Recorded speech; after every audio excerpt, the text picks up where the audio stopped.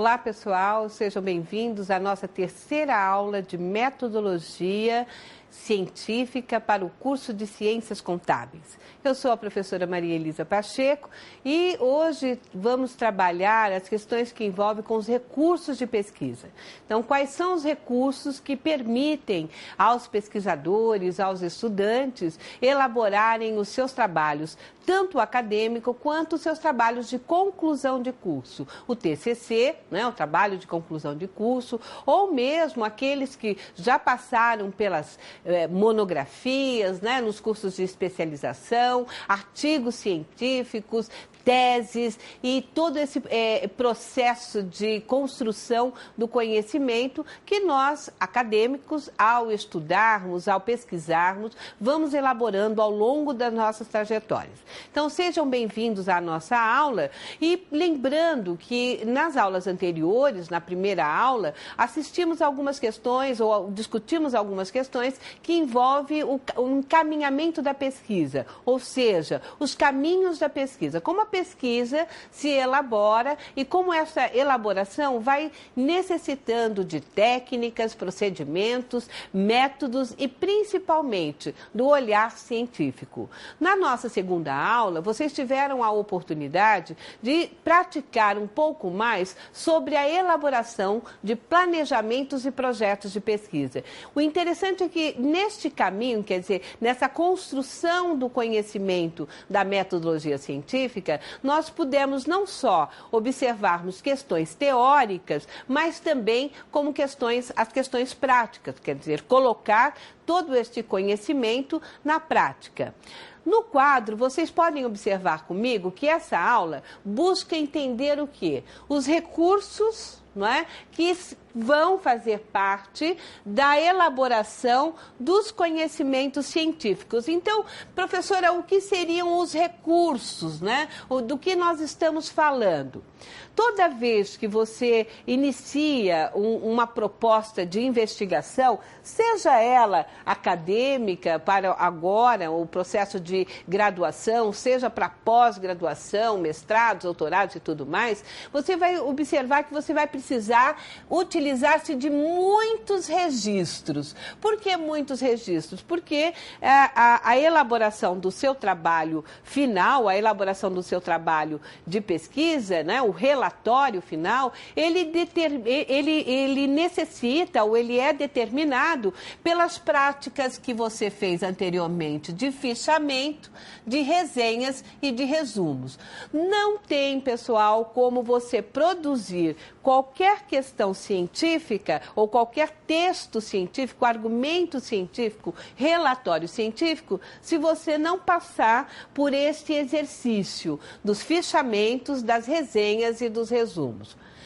Para auxiliar esses registros de estudos, quer dizer, para permitir que esses registros de estudos sejam bem elaborados e otimizem o seu trabalho, quer dizer, eles te permitam a recuperação de dados, a recuperação de teorias, a recuperação de conceitos elaborados ao longo da jornada de estudos que você praticou, é importante que você se utilize das técnicas. Que técnicas, professora? Das técnicas da pesquisa bibliográfica. Mas, professora, olha, a pesquisa bibliográfica aqui está sendo colocada como técnica. Por quê? Porque nós estamos pensando no recurso, não é? A pesquisa bibliográfica enquanto elemento de informação, de fontes de conhecimento teóricos que vão nos permitir recuperar os temas, os conceitos que a nossa prática de pesquisa vai exigir. Ao mesmo tempo, dois recursos importantíssimos que não podem faltar são os recursos de citações e referências. Então, vamos dizer assim, essas estratégias, né? Num primeiro momento, como vou registrar os estudos que estou realizando, ou seja, as pesquisas que estou fazendo. Vou fazer através de fichamento, ou de resenha, ou de resumo.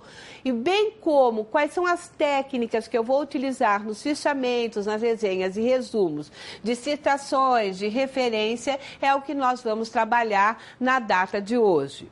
Por que isso? Porque toda vez que nós nos utilizamos de um recurso, nós estabelecemos, né, nós permitimos o diálogo entre aquilo que estamos lendo, as teorias, os conceitos e a problemática da nossa investigação.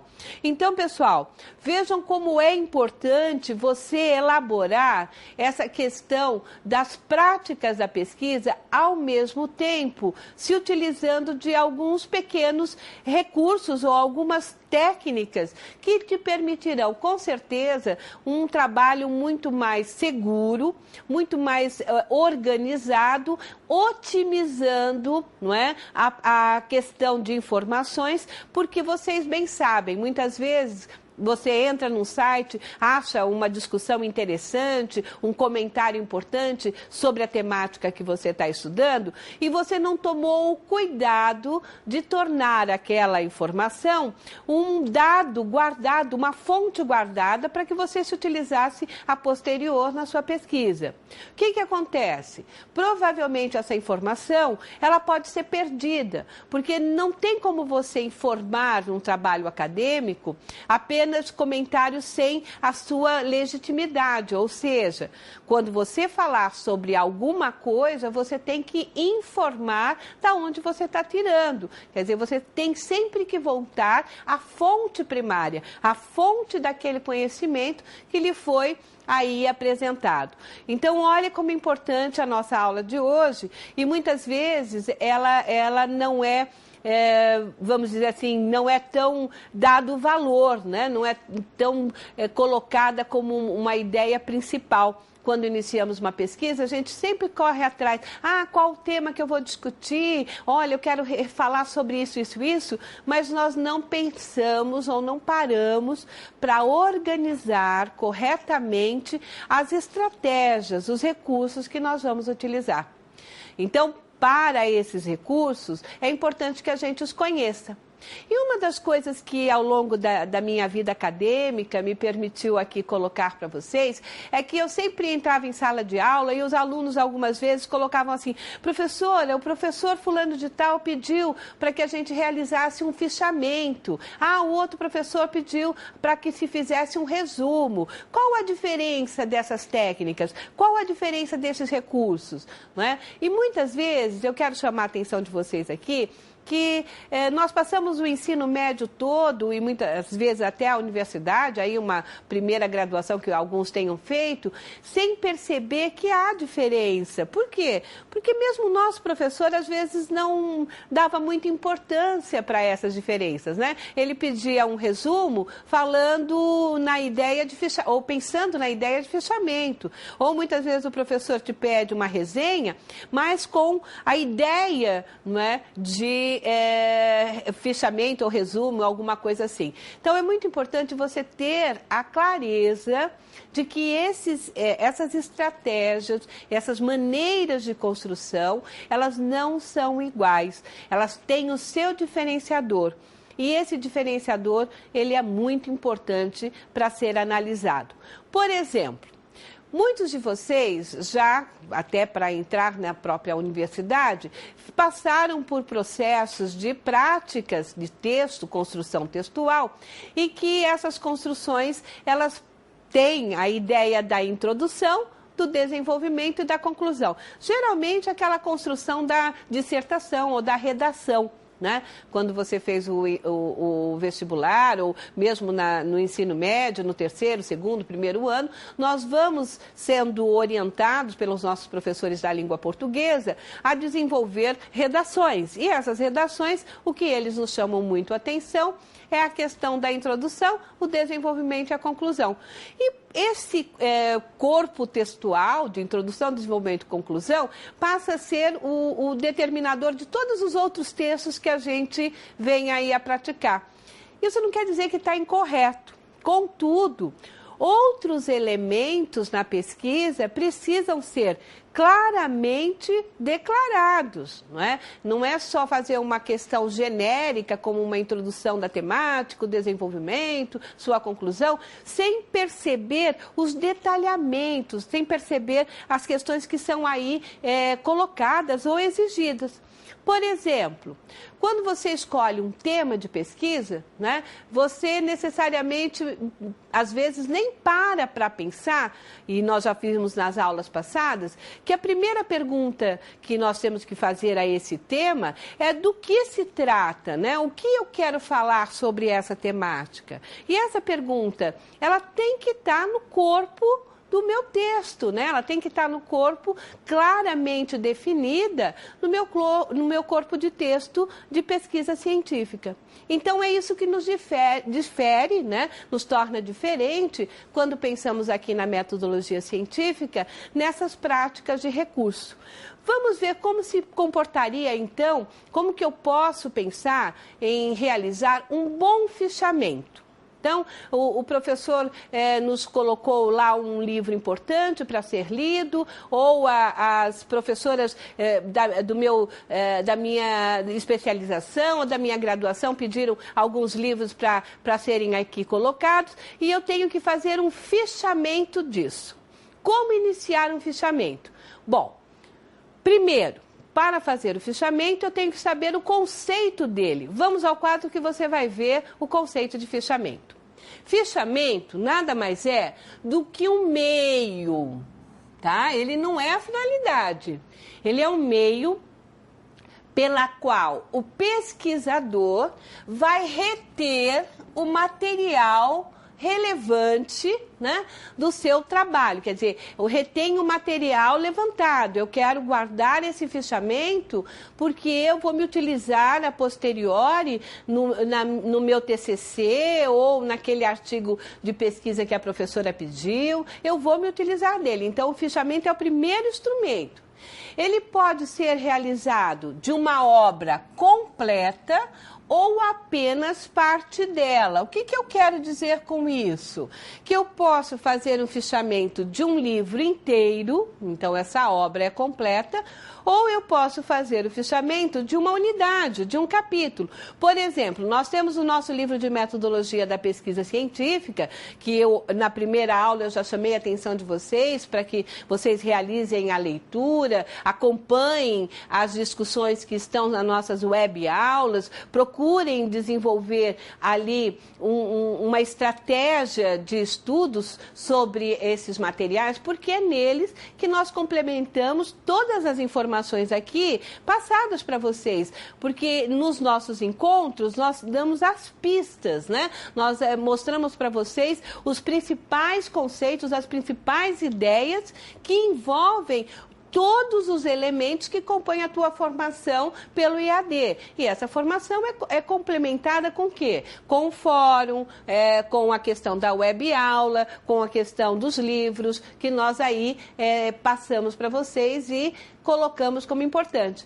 Então, vamos dizer que aquela parte onde você achou mais difícil de compreensão daquele livro, da metodologia da pesquisa científica, foi a parte que fala dos tipos de pesquisa, né? Como que o pesquisador tem que se utilizar de uma estratégia para a escolha do tipo de pesquisa que ele vai fazer. Se é uma pesquisa descritiva, exploratória, qualitativa, tudo aquilo que nós vimos na primeira aula. Então, o que você vai pensar? Você vai buscar fazer um fichamento daquela unidade, dos tipos de pesquisa, e você vai guardar no seu fichamento que você vai realizar, vai guardar as principais informações que dizem respeito àquele assunto, àquela questão. Aqui tem uma questão importante também, que eu quero que vocês já fiquem observando, que abaixo de toda citação que eu for aí apresentando a vocês, eu estou utilizando já o recurso de sistema de chamada autor ano ou autor data que se fala. Nós vamos ver até o final dessa aula o que isso significa. Aqui eu estou pontuando para vocês ou indicando para vocês que eu usei o livro do Marconi, ou da Marconi, né? Ela é mulher, do ano de 2001, na página 60. Eu tirei o quê? Eu tirei este fragmento textual, o que está entre aspas. tá certo? Então, aqui também já estou indicando a você, quer dizer, eu estou fazendo uma escrita no nosso material de aula, uma escrita científica, uma escrita que aponte os elementos que compõem a ABNT, Associação Brasileira de Normas Técnicas, para que ele seja considerado científico. Mas, muito bem. Se eu estou entendendo que o fichamento é um meio que eu vou guardar as fontes estudadas, que eu vou guardar as questões mais importantes, esse fichamento ele pode ser caracterizado de que forma? Ora, ele tem várias formas, segundo vários autores, né? Esse fichamento pode caracterizar-se como fichamento apenas de leitura, um fichamento de resumo, extraindo as partes principais, ou um fichamento de conteúdo. Então, vamos dizer que eu quero apenas guardar a informação para conversar a posteriori com alguém sobre um livro que eu li. Então, eu não vou fazer um estudo mais, um fichamento mais focado, mais fechado. Eu vou fazer um fichamento rápido de leitura. Então, vou pôr ali, neste fichamento, e aqui faço necessária uma parada para explicar a palavra fichamento, né, gente? Olha, é claro que hoje em dia tudo é feito praticamente pelo computador, né? Pelo computador, tudo nós vamos fazendo. E aí, o que acontece? Quando essa ideia de recurso de pesquisa que vem lá, né, do início das universidades brasileiras, quando a ciência se posiciona e quais as suas normativas, exigências e tudo mais, a palavra fichamento referia-se à ideia de ficha mesmo, tá? Eu, como uma professora do século XX, eu passei por essas fichas, né? Vocês, mais jovens aí, claro que nem sabem que existiam, mas existiam umas fichas A4 que os nossos professores exigiam que nós escrevêssemos nela a leitura dos livros que eles solicitavam.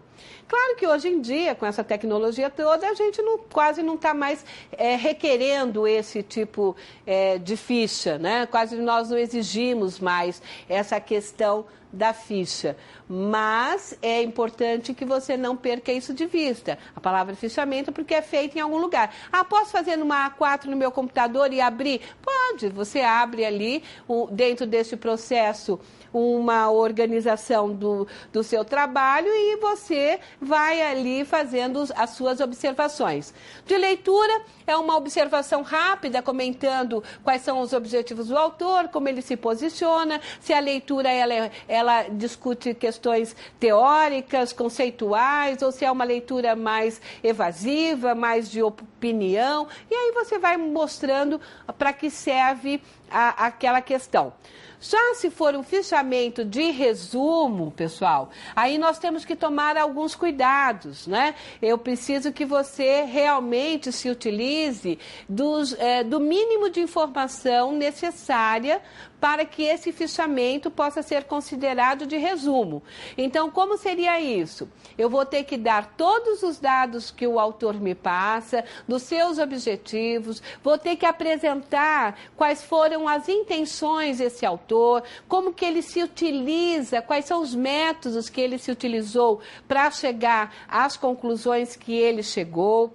Vou ter que também apresentar nesse sentido, não é, no fichamento, como que o autor vai construindo as teorias ou vai discutindo quais são os autores que ele discute, vou apresentando todos os elementos que compõem aquela leitura. Então, é um resumo mesmo. Lembrando que o resumo sempre é composto, eu vou falar mais para frente também, mas ele é composto de questões básicas. E se a gente guardar aquelas questões que nós falamos da segunda aula, né? O que, por quê, para quê, como, quando e onde, você consegue elaborar um excelente resumo, certo?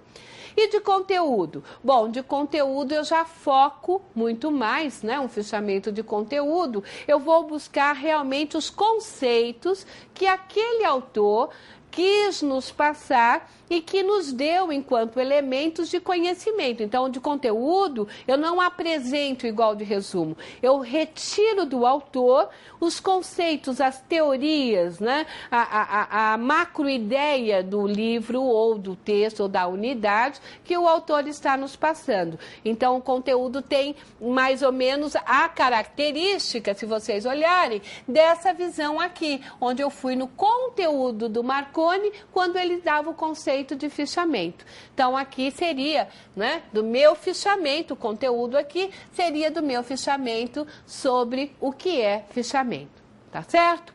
Muito bem, se nós conseguirmos chegar a essa ideia de fichamento, né, o fichamento pode ser de leitura, de resumo, de conteúdo, nós vamos também, então, observar que esses fichamentos vão ganhando corpo, né, de trabalhos bibliográficos que são descritivos ou apenas trabalhos de citações. Não sei se vocês já repararam, né? É bem interessante a gente lembrar sobre isso. Quando, por exemplo, você chega numa clínica médica, quando você vai ao seu dentista, ele tem uma ficha. Né? Aquela ficha, ele tem os seus dados. Então, quando nós falamos, né, o fichamento, ele pode ser de citação, ele pode ser bibliográfico, é porque ele apresenta ali naquela ficha os dados que envolvem aquela situação. Então, são recursos rápidos, imediatos, que você pode se utilizar. Uma coisa muito próxima de fichamento, que lembrei agora, que pode lembrar aí algumas meninas, eu acho que não são dessa geração do século XXI, mas lá com suas mães e suas avós, elas podem perguntar. Nós tínhamos antigamente cadernos de poesia, não é? Então, naqueles cadernos de poesia, o que a gente fazia? Nada mais do que um fichamento de citações. Nós pegávamos as falas, né, e colocávamos ali naquele caderno, e quando precisávamos ali, não é, colocar numa cartinha de amor e barará, a gente ia lá nos nossos fichamentos e apresentávamos ali nos nossos textos. Hoje em dia, um local que eu, quando observo, eu fico realmente me lembrando deste passado, é a própria internet no Facebook. Se vocês observarem o Facebook, nós temos direto, né, quase todos os dias, mensagens, palavras, né, de afeto, palavras de pensadores, pensamentos que vão ali sendo recortados e colocados e multiplicados, né, curtidos muitas vezes e compartilhados. Aquilo nada mais é do que a retirada fragmental ou uma ideia, né, de fichamento que é colocado à disposição aí dos usuários. Então, o fichamento tem essa utilidade. O fichamento, ele nos ajuda muito. Hoje, eu tenho certeza que não é uma prática, eu afirmo isso porque durante todos esses anos de trabalho, eu venho acompanhando não só a graduação como o ensino também de especialização, e a gente observa que os alunos não têm essa prática. Geralmente, espera-se, né? As pessoas acreditam que escrever um TCC ou escrever um artigo é sentar em frente a um computador e fazer recortes daqui, dali e dali e montar aí um Frankenstein enorme de texto. Muitas vezes pode até dar certo, né? Mas na maioria das vezes acontece o quê? Fica sem sentido. Então, muitos textos ficam... você inicia numa discussão, numa linguagem, daqui a pouco você está passando para outra. E quando você faz um bom fichamento da leitura do tema que você precisa, com certeza você está fazendo já, vamos dizer assim, a construção da estrutura e da organização do seu texto final. Porque depois é só pegar aquilo ali, trabalhar bem a ideia de um autor, aí buscar o outro autor e aí vai sendo construindo o seu texto de trabalho. Dentro dessa ideia de fichamento ainda, vamos ao quadro, vocês vão observar que o objetivo de todo fichamento é nada mais do que elaborar essa síntese do texto, né? Que é esse texto base, né? Que será fiel à ideia do autor. Viu, gente? Ó, uma questão muito importante, não é o local do fichamento, só se você fizer um fichamento de comentário, mas fichamento de conteúdo ou de resumo não é o local de você pôr a sua opinião. Lembre-se que nós estamos falando de pesquisa científica. Portanto, como nós vimos na primeira aula, ela exige um certo trato, ela exige um certo cuidado para que ela não se torne um senso comum. Né? É diferente. Mesmo que você não concorde, eu fiz uma leitura de um livro e não concordei com ele, então eu vou guardar minha ficha já colocando que eu não concordei com ele. Não pode. Aí você vai se confundir. De repente, muitas vezes a gente olha alguns autores aí que fazem leitura de clássicos e que eles colocam as opiniões deles e não aquilo que realmente estava no livro daquele clássico. Isso é muito perigoso. Esses revisionistas têm que tomar cuidado. Ao final, deve haver um espaço para exposição de opiniões e críticas. Então, lá no final, depois que você acabou toda a sua leitura do seu texto, né, do seu fichamento, aí sim você manifesta, você abre uma observação, você abre um título e coloca observações, opiniões críticas. Aí você manifesta a sua opinião, a sua crítica, mas o fichamento, de modo geral, ele tem que ser fiel àquilo que o autor...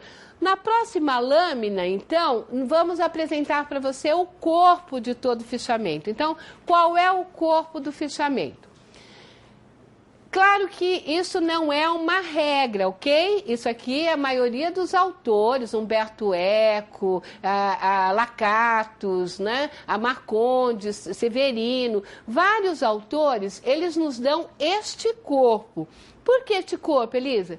Porque você não perde nada, você não perde as informações que são importantes. Então, todo fichamento, ele tem que ter a referência.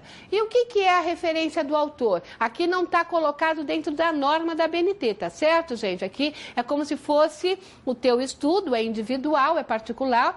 Lembrando, o fichamento, nenhum professor devia pedir, sabia? Para o aluno. Às vezes o professor chegava lá e falava, faz um fichamento disso. Na realidade, o fichamento é um documento pessoal. Ele não é um documento para publicação e nem um documento para avaliação. Mas você sabe, nas escolas, de um modo geral, os professores também muitas vezes não se aprofundaram a esse estudo e se utilizam dessa palavra, fichamento, para pedir tudo para os alunos, tá? Mas aqui na ciência, para nós, a metodologia científica, nós temos que saber que o fichamento é um documento pessoal, quer dizer, é teu, né? E desse documento você vai elaborar um escrito, ou um artigo, ou um TCC, seja lá o que for. Muito bem. Para não perder nenhum dado, o que você tem que tomar cuidado? Apresentar o nome do autor, o nome completo, tá, gente? Com nome e sobrenome. Elisa, mas estava lá, o primeiro nome do autor está em abreviatura. Como fazer? Você vai ter que pesquisar e descobrir qual é o nome desse sujeito, tá? Por quê? Porque nem sempre você pode apresentar a referência final com as normas da BNT. Tem professores ou autores que não aceitam abreviado. Então, você tem que pôr o nome e o sobrenome do autor corretamente. O título da obra, não é? Lembrando que esse título da obra, muitas vezes ele tem título e subtítulo. Elisa, eu analisei só a primeira unidade. Então, você vai pôr o título da obra e o título da unidade. A edição, o local, quer dizer, a cidade. Edição é aquilo que apresenta-se, né, nos livros, ou aí que vocês encontram, como primeira edição, segunda edição, 40ª edição, quer dizer, é o número que aparece da edição que foi publicada. O local é a cidade onde é publicada e a editora que publicou essas informações. Muito bem. Então, o fichamento, dentro desse propósito, né, é um material de pesquisa, é uma técnica de pesquisa, é um recurso de pesquisa que você deverá se utilizar para apresentar o quê? Apresentar o seu TCC, apresentar os trabalhos acadêmicos ao longo do seu curso, né? Aqui mesmo nós temos aí os nossos trabalhos acadêmicos em contábeis, que são pedidos, os trabalhos em grupos, trabalhos individuais, eles têm que estar na normativa, não podem fugir das normas, mas para que eu possa desenvolvê-lo, eu vou buscar recursos. Quais os recursos? Vou buscar o fichamento. Mas existe outro recurso? Segundo os estudos, quando você passou da fase de investigador inicial de uma temática e você já leu bastante sobre aquela temática, estudou bastante sobre aquela temática e começou a construir alguns textos sobre aquele tema, dentro de um outro modelo, nós podemos chamar isso de resenha. Vamos ao quadro. A resenha, ela é uma atividade, um recurso, uma prática, né, de alguns especialistas já da matéria. Mas não é especialista, mas indivíduos que já passaram pela fase do fichamento e do resumo e que agora eles vão buscar a questão da resenha, a recepção desses livros. Ou seja, é uma prática de análise. Então, olha a grande diferença, né? Resenha, eu já passei da fase de só informar, só retirar do autor, agora eu comecei a analisar. E essa análise bibliográfica, né, ela é apresentada em síntese ou comentário, tá certo, gente? E ela geralmente é publicada. Então, lembra que eu falei que o fichamento é um documento pessoal? Pois as resenhas, geralmente, elas são realizadas para publicação em revistas científicas especializadas, né, na arte da ciência e tudo mais. Olha aqui novamente uma chamada, autor, data, né, o sobrenome, Severino, ano 2000, página 131. A resenha, sendo um instrumento já de maior especialização, vocês vão ver na outra lâmina que ela tem uma estrutura. Então, essa estrutura, vocês lembram, lá no fichamento eu não mostrei estrutura nenhuma, mas a resenha já exige uma certa estrutura. Por quê? Porque eu vou provavelmente publicar ou vou passar para os meus pares, então ela tem que ter alguns dados, alguns elementos que serão aí o que caracterizará a resenha. Então, por exemplo, uma introdução. Professora, como se faz uma introdução? Bom, a introdução, toda vez que você pensar na palavra introdução, você vai lembrar que você está apresentando. É como se você estivesse se apresentando. Então, no tema, você vai apresentar esse tema, né? Dentro dessa apresentação, quer dizer, do que se trata o texto, o que é o texto, como ele é apresentado, você vai começar a buscar, então, a segunda parte, que é a identificação da obra, né? Como que eu faço isso? O autor, o título, né? A empreitada total de páginas, as ideias que você vai resenhar, né? Quais são as credenciais desse autor? Quer dizer, quem é esse autor? É um professor, é um universitário, é um ministro, é um chefe de educação, é alguém do CRC? Quem é esse autor que você está resenhando? E aí você vai para a parte dos conteúdos, né? Então você vai apresentar os pressupostos teóricos, você vai contar o assunto, as ideias e vai dar os pormenores importantes daquela obra. Conclusão. A conclusão é a ideia onde se localizam da obra, né, as breves sintetizações do autor, ou seja, como que o autor chega ao elemento final, né, como que ele chega à sua consideração final. E após essa parte da conclusão, então, a resenha exige que você coloque, né, uma crítica. O que é essa crítica?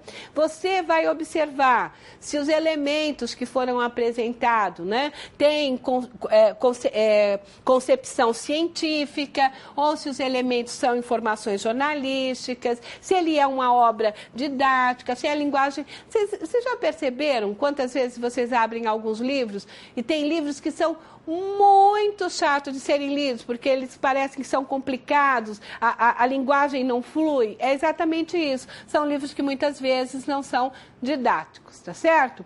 O estilo, a forma, o mérito e as questões éticas. Então, nas suas críticas, você elabora um texto onde mostrando essas questões. E aí chega numa nova conclusão. Se essa obra vale a pena ser lida, você tem que indicar isso para alguém.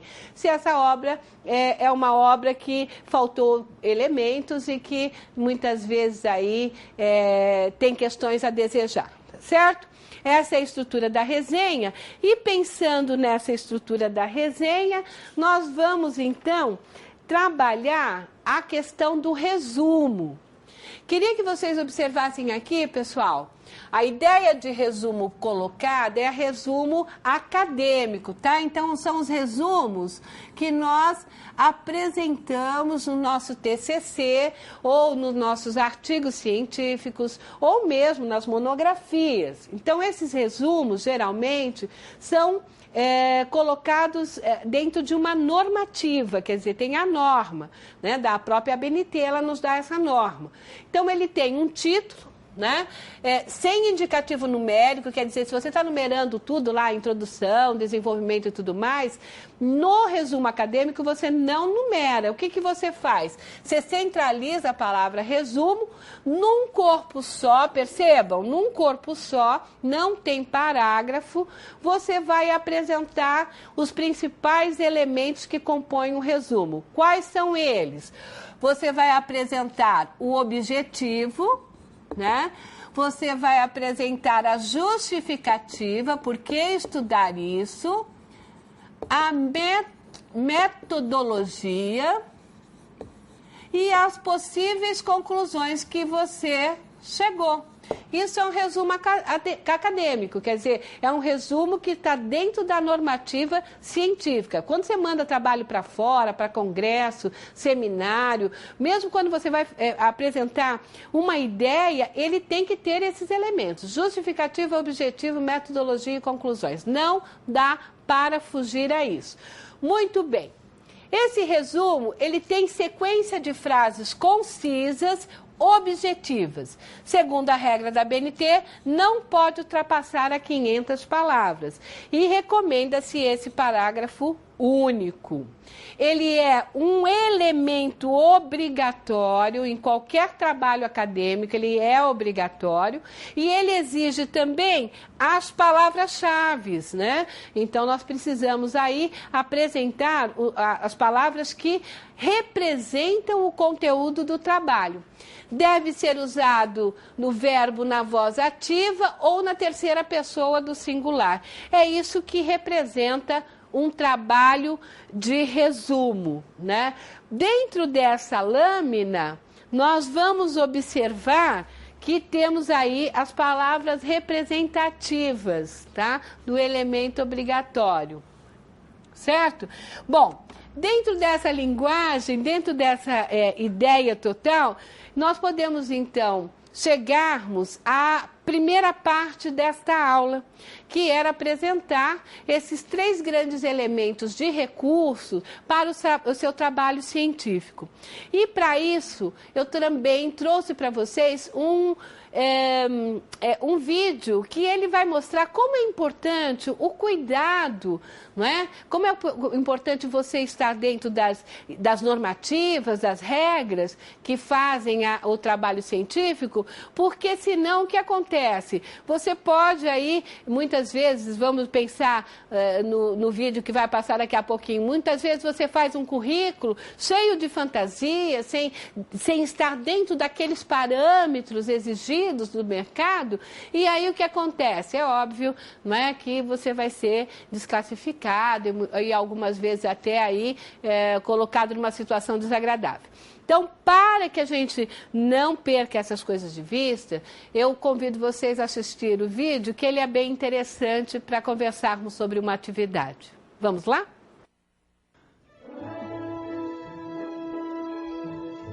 Senhorita Woods foi muito bem hoje. Verdade? Vai se candidatar a estagiária, não vai? Eu não sei. Devia. Tem um currículo? Ah, eu acho que sim. Eu tenho. Prontinho. É rosa? Ah, é, e tem perfume. Eu acho que dá um charme especial, não acha? Bom, então até a próxima aula.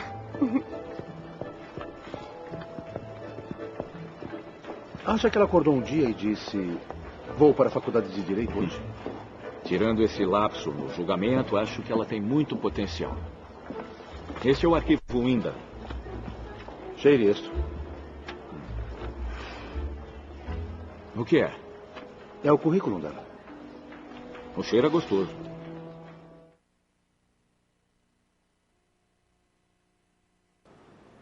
Foi mais para chamar a atenção, né? Um currículo rosa, não sei como que seria isso. Mas para ter uma ideia do que vocês pensam a esse respeito, sobre a importância dos recursos, né, em atender às nossas necessidades do dia a dia, eu proponho a seguinte atividade. Vamos ao quadro. A atividade pede a vocês o seguinte: qual é o problema do documento entregue pela personagem ao seu professor? E quais seriam as consequências na vida real? Vamos dar alguns minutinhos para vocês trabalharem essa ideia.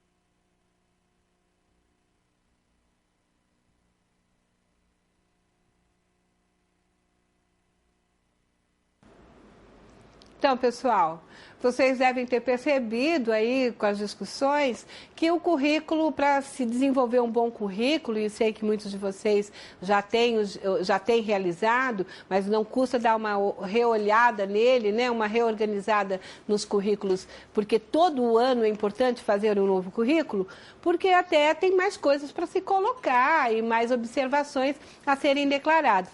E principalmente ter o cuidado da informação. Toda a informação tem que ser clara, objetiva, concisa, não é? E demonstrar o quê? As competências e as habilidades que você realmente detém e espera que seja reconhecida por aquele que vai lhe oferecer aí o emprego, pelo seu empregador. Então, aqui a ideia do currículo foi só para trazer, né, dinamizar um pouco mais a nossa aula, para que vocês percebessem como isso é importante, como ter o cuidado de colocar os elementos, né, claramente dentro da discussão, dentro de um trabalho, dentro de um texto que você realiza, como isso é importante, como isso passa a caracterizar quem é você, não é? Passa a demonstrar quais são as suas habilidades e competências dentro desse processo. Então, dos recursos de pesquisa para o resgate da informação, para a construção do seu texto, nós tivemos aí a pesquisa, tivemos aí o fichamento, a resenha e o resumo. São 3 elementos que não podem faltar academicamente. Bato muito nisso, porque realmente se nós pensarmos em escrever alguma coisa sem essa técnica, nós não vamos conseguir. Num segundo momento, então, entramos nas reflexões da questão das pesquisas. Então, como desenvolver isso dentro de uma regra, né? Como que as regras das normas, ou como a norma da Associação Brasileira de Normas Técnicas, como ela coloca a exigência, como que ela nos diz o modelo, lembrando que todos os documentos acadêmicos podem passar por outras regras também. Nós temos a APA, que é da associação também mais utilizada pela saúde, nós temos a Vancouver, mas a mais utilizada em todos os trabalhos acadêmicos no nosso dia a dia são essas que nós vamos trabalhar hoje, que é a da Associação Brasileira de Normas Técnicas, a ABNT. E a ABNT, ela nos dá 2 grandes diretrizes, ou 2 grandes direções para o elemento de citação e referência. E aqui eu faço uma observação importante. Trabalho que não tem referência, ou trabalho que não tem citação, é um trabalho plágio. Olha que coisa horrorosa, professora. Não quero dizer que você plagiou todo esse trabalho. Eu quero dizer que você fez recortes, deve ter fragmentado textos de outrem e colocado como um documento seu. É impossível a um pesquisador ele não se referenciar a alguém, porque é isso que é ciência. A ciência é partir da ideia de outrem para chegar à construção da sua própria reflexão e ideia. Muitos alunos, principalmente na pós-graduação, eles me perguntavam assim: Elisa, mas eu nunca vou poder escrever nada sem citar ninguém? Eu comentei a eles que não, provavelmente até no doutorado você vai buscar escolher alguns autores que serão os seus comentadores, ou seja, é um processo que você tem que dialogar com alguém. Não tem como você escrever algo se você escrever só para si, não é? Então, todo o trabalho acadêmico, ele tem que ter referência. E toda referência ou toda citação de alguém, ela tem uma norma técnica, ela tem uma norma a ser seguida. Que é o que o pessoal muitas vezes fica reclamando e fica questionando sobre isso. Eu não tenho que aprender tudo isso. Os bibliotecários que têm essa obrigação. É relativo, meu amigo, né? Eu acredito que muito das informações da ABNT, das normas técnicas, realmente nós não consigamos aí entender ou compreender, até porque é uma técnica, não é um conhecimento teórico que elabore análise, reflexões. É uma técnica, eu vou aplicar. Tá certo? Mas como uma fórmula, por exemplo, uma fórmula que você, cientista contábil, tem e que você tem que aplicar, a norma da ABNT também é uma técnica que você tem que aplicar na referência e uma técnica que você tem que aplicar na citação. Então, não vejo diferença. Agora, dessa técnica, tem 3 grandes modelos que nós não podemos esquecer, porque nós lidamos com livros, nós lidamos com a internet, nós lidamos com artigos científicos. Então, essa técnica tem que passar, nós temos que aprender a fazer isso independentemente, ou desculpa da palavra, não é? Muitas vezes aí o pessoal não gosta muito, mas eu tenho que decorar essa técnica porque eu tenho que aplicá-la. Então, vamos ver agora, com bastante calma, a técnica de referência. Vamos ao quadro? A técnica de referência, ela, segundo a norma da ABNT, ela é, né, norma brasileira 6023. E ela, a última, ela já teve algumas outras adendos, mas o último mesmo que conta de importância para nós ainda hoje, principalmente aqui na Unopar, nós utilizamos a de agosto de 2002. Então, toda a norma da ABNT que destina-se à referência, ela diz o seguinte: o que é uma referência? A referência destina-se a orientar a preparação e a compilação de referências de materiais utilizados para a produção de documentos e para a inclusão de bibliografias e resumos. Na próxima lâmina, é o conjunto padronizado de elementos descritivos retirados de um documento que permite sua identificação individual. Então, a ABNT nos diz que a referência nada mais é do que os elementos recolhidos daquele documento, daquele material que eu me utilizei para o meu trabalho, para o meu texto, para o meu artigo, e que eu vou colocar no final do meu trabalho de forma a popularizar, né, ou publicar a quem eu pesquisei, ou seja, quem foi ou quais foram os meus orientadores na minha pesquisa. Na próxima lâmina, o que você vai tentar localizar para fazer as referências, né? Então, perdão, a localização das referências. Eu posso observar a referência muitas vezes no rodapé de textos, de livros, de artigos. Quando vem no rodapé, nós falamos que provavelmente o autor esteja se utilizando de sistema de chamada numérico, tá? Eu vou mostrar daqui a pouco sobre isso lá na frente. No fim do texto ou no final do capítulo é o mais utilizado. Esse aqui é o que nós mais observamos, mais conseguimos aí encontrar, tanto nos livros como nos artigos científicos. Existem também listas de referência e tecendo nos resumos, ou seja, nas resenhas e recessões no seu finalzinho, tá? Então, mas o mais utilizado, o mais importante seria no fim do texto ou do capítulo.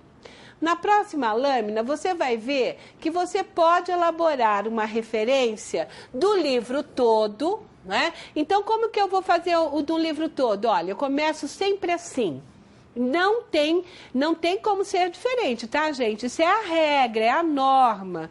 Então, não tem como não fazer o sobrenome do autor todo em maiúsculo ou em caixa alta, como nós falávamos no passado. Então, tem que estar todo em maiúsculo. Esse nome em maiúsculo, e depois a vírgula, né? O nome do autor, se tiver um prenome, nome, você vai colocar. O título da obra, vejam, aqui o título da obra está em negrito. Segundo a ABNT de 2002, nós também podemos utilizar o modelo em itálico. Mas se você utilizar em negrito primeiro, você é obrigado a colocar todas as referências em negrito. Se for em itálico, do mesmo jeito, todos em itálico. Por quê? Tem que ter uma uniformização, tá? Então, você pode optar, negrito ou itálico. Mas o mais utilizado que a gente vê é o negrito. A edição da obra, o local, né? Então a cidade, a editora e a data de publicação, o ano, certo? Um exemplo aqui, Farrar, Khalil Khairat et al. Elisa, o que é isso? Et al. Então, olha que legal, né? Et al. Nada mais é do que e outros. Vocês vão ver lá no finalzinho da aula, eu coloco essas palavras, né, que nós utilizamos em latim e seus significados. Então, aqui está querendo dizer para nós o seguinte, que neste livro que o Khalil Farrar escreveu, existem outros autores, tá? Et al. E eles escreveram um livro de imunizações. Prestem atenção. Aqui eu só tenho o quê? Imunizações em negrito. 2 pontos, fundamentos e práticas, não está em negrito. Segundo a norma da BNT, nós negritamos apenas o título, tá? O título. O subtítulo você não negrita. 5ª edição, São Paulo, Ateneu, 2008, ok? Então, essa é uma referência. Tem que decorar? Tem que decorar, pessoal. Desculpa, mas tem que decorar. Sobrenome do autor, vírgula, nome, título da obra, edição, local, editora, data de publicação. Isso não muda. É só aplicar em todos os trabalhos acadêmicos. Existe uma outra forma também que nós podemos nos utilizarmos, que é parte do livro. Vamos à próxima lâmina. Quando eu pego aí o livro de algum livro que seja, pode ser escrito por um autor só ou escrito por vários autores, e que eu vou me utilizar apenas de uma parte, apenas de uma unidade, como é que eu vou fazer a referência disso? Então, do mesmo jeito, olha lá, eu vou usar o sobrenome em maiúsculo, tá? Não esquecer. Eu já vi gente errando em prova, eu já vi em concurso público mesmo, essa besteira de darem uma opção em letra minúscula e o cara assinalar lá e errou. Isso é determinante, maiúsculo. Nome do autor da parte, título da parte, e olha mais uma palavrinha aqui diferente. In, quer dizer dentro de. Quer dizer que eu estou lendo uma unidade de um livro que tem um autor, que pode até ser o nome, pode ser até o mesmo, viu, gente? Sobrenome, nome, e aí eu ponho o título da obra toda, tá? Edição, local, editora, data de publicação e páginas da parte. Vamos ver isso num exemplo. Aranda Clélia Maria Sarmento de Souza, é o nome da autora. Ela escreveu a unidade Oportunidades Perdidas, dentro do livro, né? De quem? Do Farrar, né? Do autor ali que nós vimos no primeiro exemplo, que fala, e outros, né? Que fala de imunizações. Percebam que aqui, ó, em Farrar, imunizações, fundamentos, é a mesma coisa que nós vimos lá na parte do livro todo. Então, o que acrescentou? Lembram que eu falei aqui e outros, et al? Então, mostra que a Aranda faz parte do livro do Farrar. Percebe? Bem facinho, né, gente? É só pegarmos a prática de lembrar isso. Sobrenome, nome, título, né? Aqui da parte, porque nós estamos usando uma unidade só, daí vou pôr o nome, pode ser o mesmo nome ou o nome do autor, título, obra, editora, etc. Então, isso não tem como falhar, não tem como você errar. E mais uma lâmina, nós vamos chegar naquilo que tantos utilizamos. Hoje, praticamente, os alunos, de forma geral, quase não se utilizam de livros, né? Eu ainda sou do século XX, ainda gosto, adoro um livro, viu, gente? Adoro um livro, manusear as páginas e tudo mais. Mas eu sei que muitos de vocês estão mais acostumados, né? Estão com maiores habilidades na internet, no computador. Então, muitas vezes você baixa o livro e vai fazer a sua leitura. Não é? Então, ao baixar esse livro, você está necessariamente obrigado a se referenciar, seja artigo, seja página de informação, jornal, seja o que for. E como que faz isso, Elisa? Da mesma forma, você vai seguir o mesmo modelo que nós falamos aqui anteriormente. Não é? Então, olha lá, sobrenome maiúsculo, vírgula, nome, o título da obra, a edição, o local, a editora, a data de publicação, as páginas da parte que se tiver, né? Nem sempre tem, mas se tiver você coloca. E uma coisa que não pode dispensar, esta palavrinha, disponível em. Então, isto é determinante. Por quê? Porque isso aqui nada mais é que o endereço. Eu recebi ao longo dessa minha jornada de professora muitas referências bibliográficas de aluno que só colocavam isso aqui no final do trabalho. Então, lá vinha eu com o xizão colocando errado, tirando o ponto do aluno. Olha que coisa desagradável. Mas por quê? Porque ele não me deu a referência, gente. Isso aqui quer dizer o quê? O endereço, aonde está localizado o que eu li. Mas não está a referência do que eu li. Então, não posso perder isso de vista. A referência não é só a palavra disponível em. Disponível em é onde está, é o endereço. É como se eu tivesse aí a editora, o ano, o local, aquela coisa toda, tá? E outra palavra que não pode faltar, ela pode vir como acesso, acessado, né? Em e colocar-se a data que foi acessado. Aqui, uma coisa que nós vamos ver no exemplo, eu vou chamar a atenção de vocês. Tem que ser abreviado, é obrigatório. A norma da BNT diz que é obrigatório nós abreviarmos o mês do ano que foi lido aquela matéria. Exemplo, Procópio, vírgula, Ednei, construindo uma biblioteca digital, São Paulo, Editora Inteligente, 2005, e está disponível esse livro do Procópio, aonde? No http www, né? E aí eu tenho todo o endereço e tenho acesso. Olha aqui o que eu comentei para vocês. 26 de fevereiro de 2008. Elisa, por que eu não poderia colocar 26/2/08? Isso aqui está errado. Eu tenho que utilizar da palavra, né, fevereiro, em sua abreviação, ok?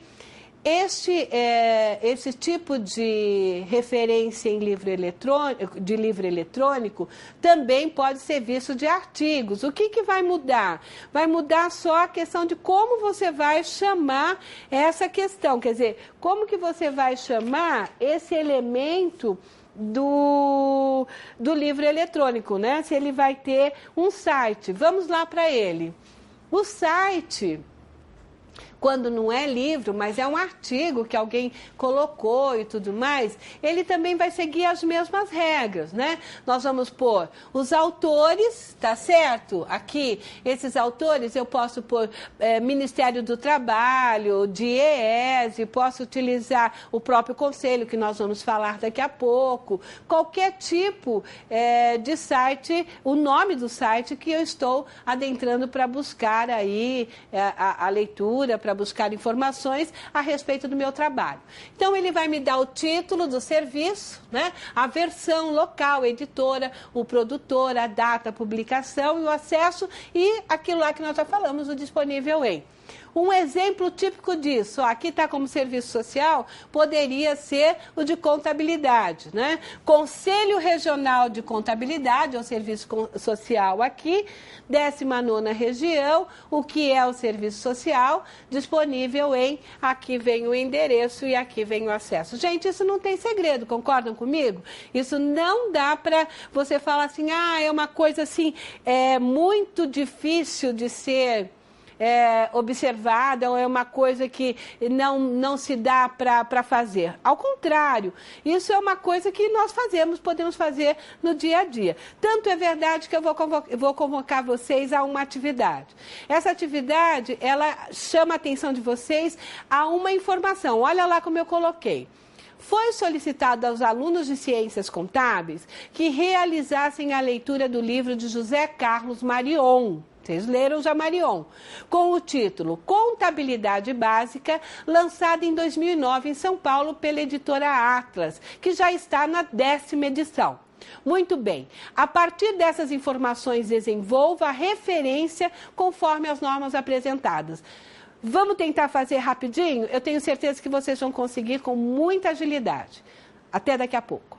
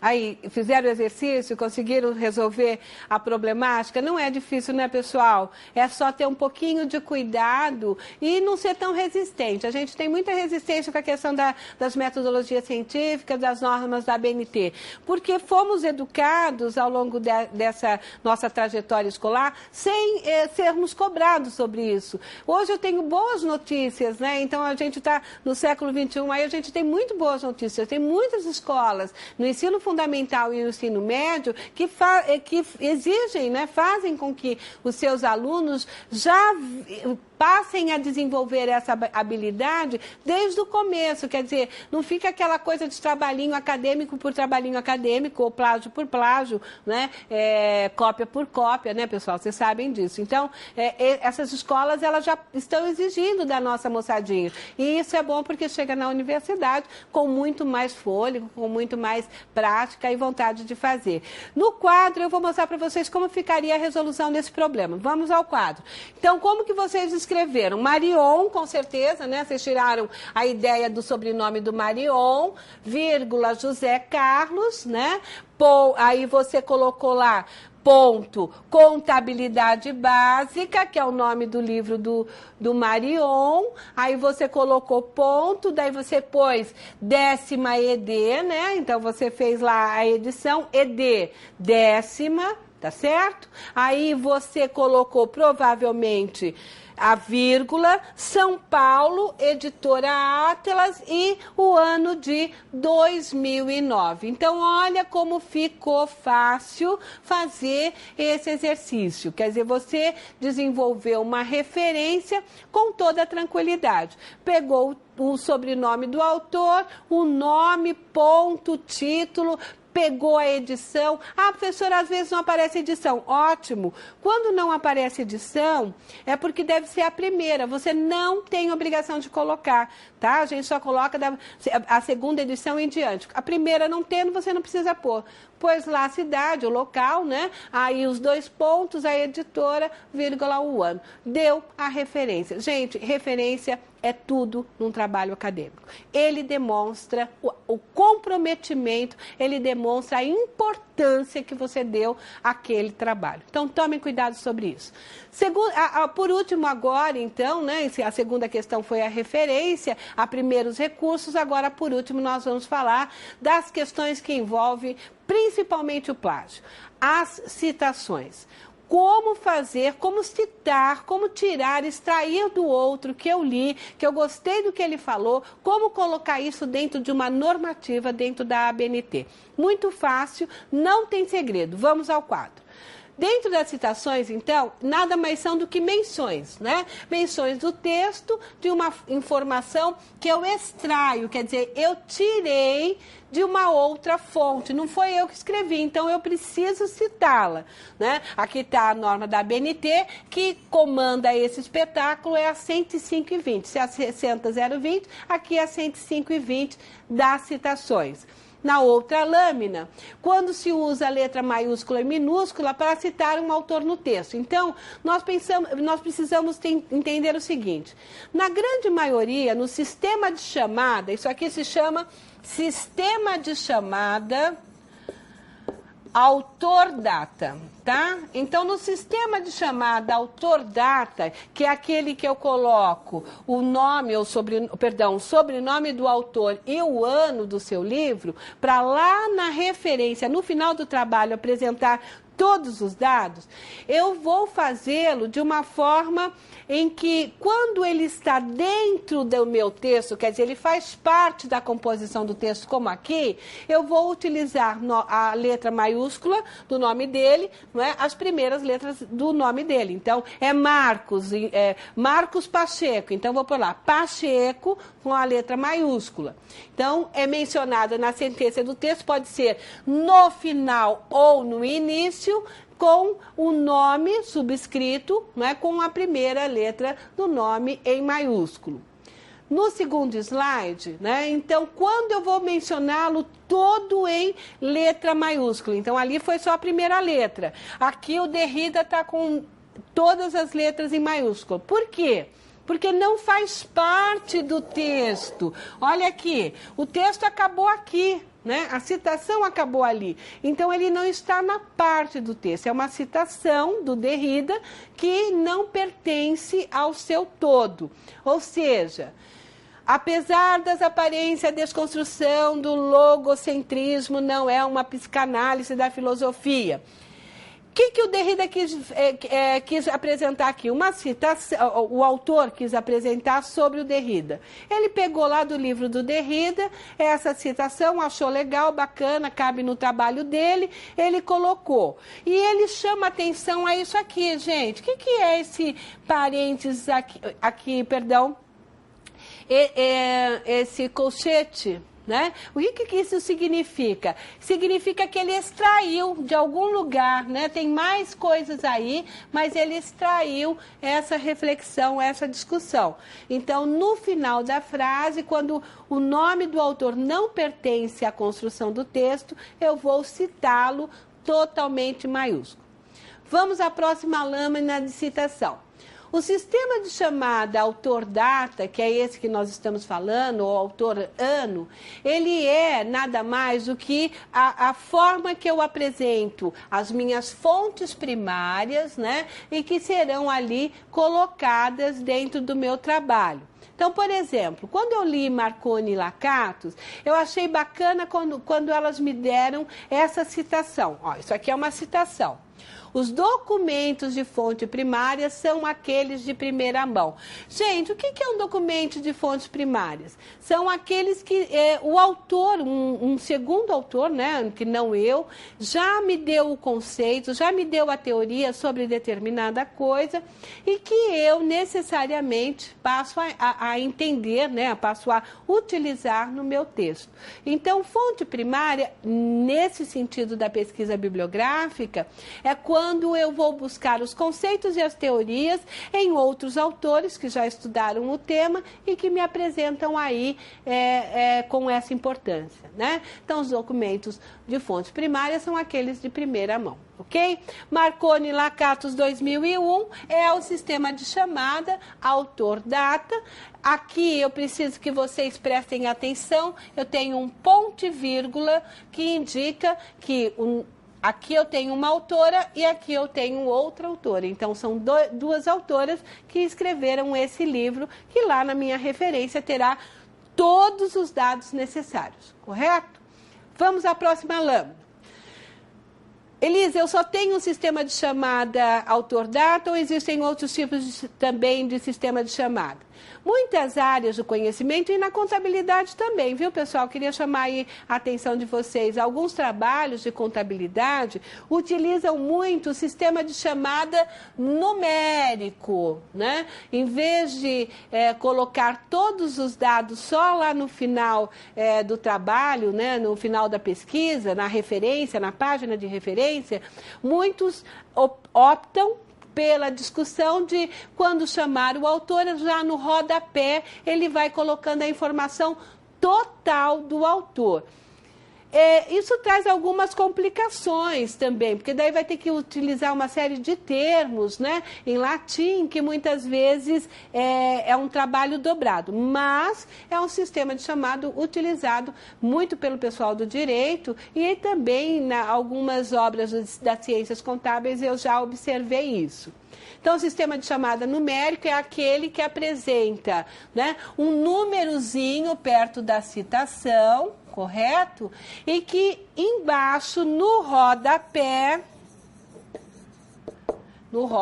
da página, geralmente a página de A4, ele vai me dar a informação geral do livro. No caso aqui, os documentos de fonte primária são aqueles de primeira mão, que eu citei da Lakatos e da Marconi, e aqui vem, né? Então, Marconi, ponto e vírgula, Lakatos, pesquisa bibliográfica, lembra lá do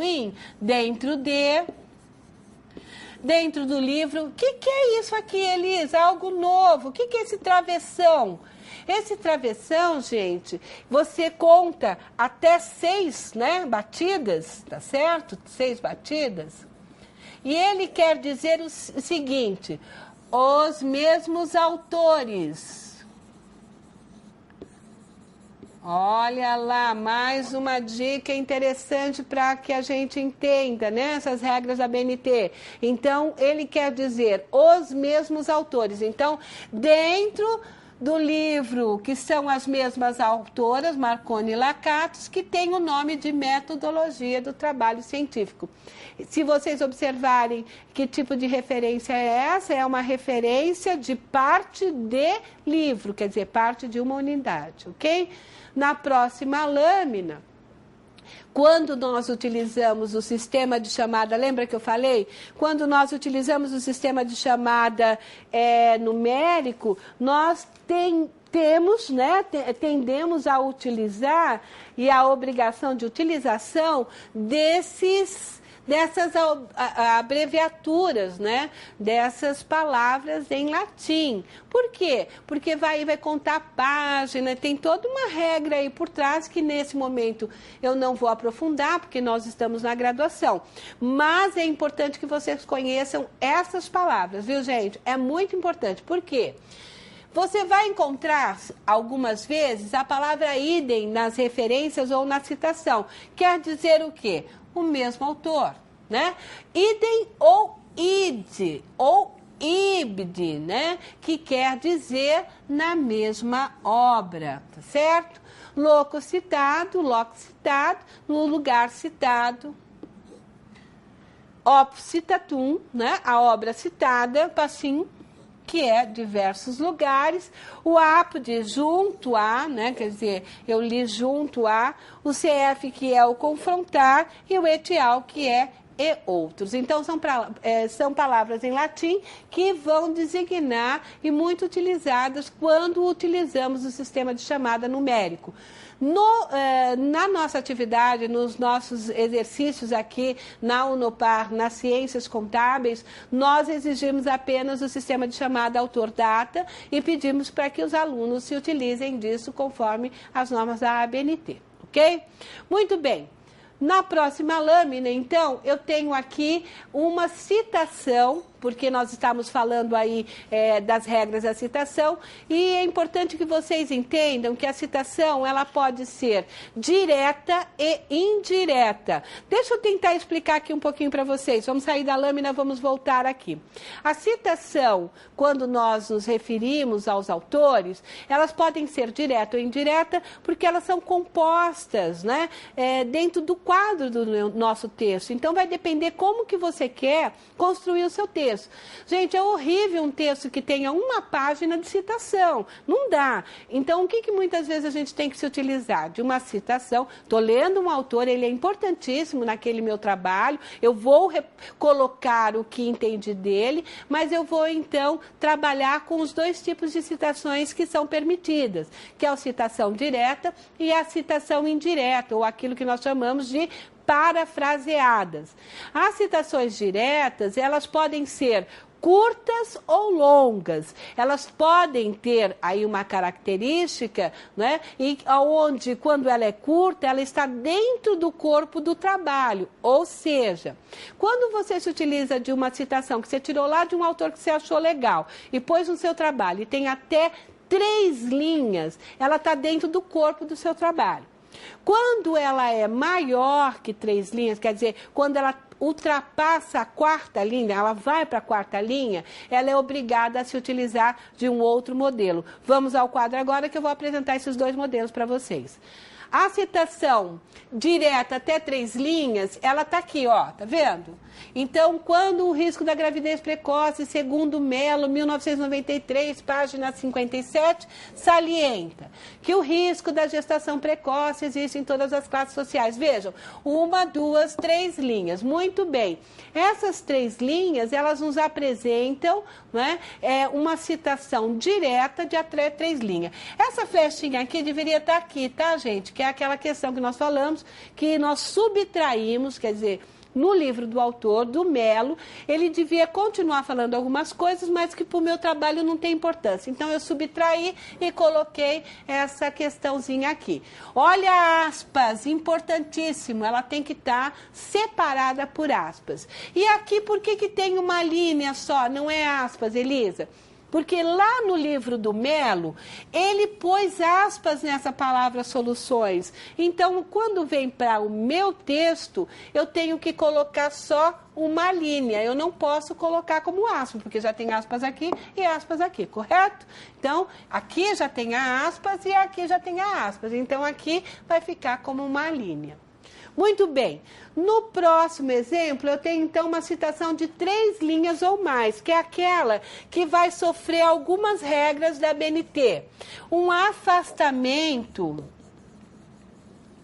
de 4 centímetros. Então, se meu parágrafo começa aqui, ela tinha que começar mais ou menos aqui, tá certo? É que na hora aqui de organizar os nossos slides, não tem como mostrar isso muito perfeitamente. Mas vocês já devem ter visto em livros, né, que elas têm um afastamento de 4 centímetros, tá certo? Muito bem. Esse afastamento exige também que essa citação direta com mais de 3 linhas, que ela coloque uma letra, né? Uma letra de tamanho menor. Então, se ela estava com 12 centímetros, ela vai aparecer com 10 centímetros. E a entrelinha dela, né, de uma linha para outra, tem que ser simples. Na regra da ABNT, as entrelinhas são geralmente 1,5. Então, na citação, ela passa a ser simples. Então, não tem segredo, gente. É uma regra. Lá no livro de vocês, essa regra também está bem clara. Mostra para vocês isso na impressão, como fica bem diferenciado. Pois bem, se nós conseguimos chegar a essa ideia da citação, eu tenho um exemplo, né, na próxima... eu tenho uma outra forma de pensar a citação, que é a citação indireta, ou aquela que nós chamamos de parafraseada. Essa, pessoal, eu não tenho a obrigação nem de pôr aspas, nem de afastar. Eu só tenho que falar o seguinte: olha, eu li fulano e achei legal essa ideia, mas que eu estou escrevendo com as minhas próprias palavras, ok? Então, a citação indireta ou parafraseada é aquela que eu leio um autor e, a partir do que eu li, eu passo para a minha reflexão textual, quer dizer, o texto é meu, mas as informações foram me dadas por fulano de tal. Então, é a expressão da ideia contida na fonte citada com palavras próprias do autor do trabalho. Tá certo? Então, por exemplo, Camargo afirma que dentre as causas, tarará, tarará. Então, eu estou comentando o que o Camargo falou, mas vocês viram que aqui eu não pus página nenhuma, porque eu não estou tirando do autor, né? Eu não estou tirando do autor nenhuma fala, eu estou interpretando o que ele falou. Certo, gente?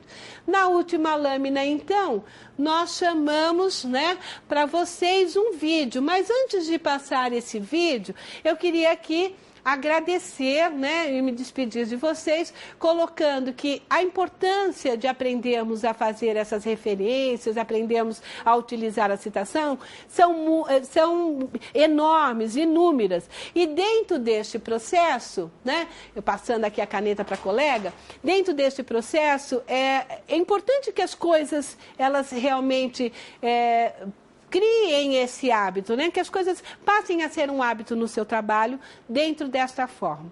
O vídeo agora que nós vamos passar, ele é bem divertido, ele é para trazer você para uma reflexão junto comigo de como é importante esses recursos de pesquisa na hora de elaborarmos o nosso trabalho. Um abraço bem grande, foi um prazer estar com vocês e qualquer dúvida, lancem no chat, comentem nos fóruns que eu estarei lá também para auxiliá-los. Um abraço.